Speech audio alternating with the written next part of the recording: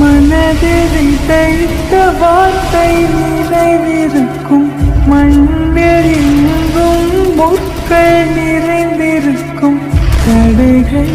எதையும் மகனே வென்று